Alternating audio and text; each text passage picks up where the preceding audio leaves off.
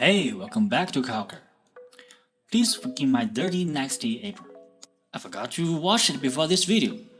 I was kind of occupied by work. Sorry about that. No more ketchup. Let's make some real pizza today. When making the pizza, the dough is always my first thing to do. Well, I do need some workout.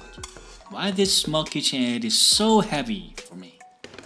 So for the dough, I'm using 200 grams of double zero flour, 230 grams of water, which is, I think, 66% of the hydration, 3 grams of instant dry yeast, and 5 grams of salt.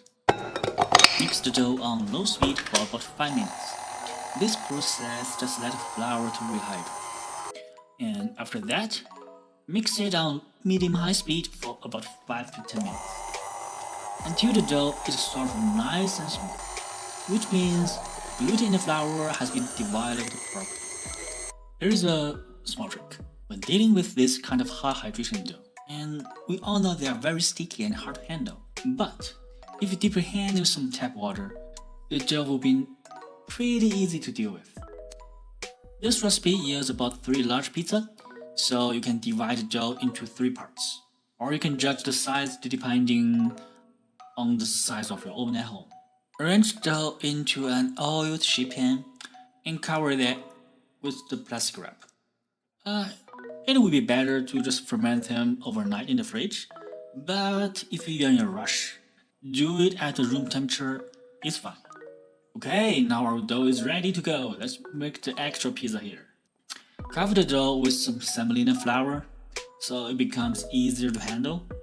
And for the pizza skill, gently press the dough with a finger and pull it from edge to edge slowly. I personally don't recommend to use a rolling pan because it will destroy all the air bubbles in the dough. So when the pizza is done, the edge will become solid instead of nice and airy. Stretch the pizza to your desired size and lay it on the pomodoro, aka the tomato sauce. On top of that, I have some basil and mozzarella here, a splash of the extra virgin olive oil. This baby is ready to be baked. And for the oven cooking part, just turn up the oven to the highest temperature it has, broiler mode preferred, and preheat it with a thick base cast iron pan or a grill pan on the top layer. The longer the baking time will be, the better the result would turn out.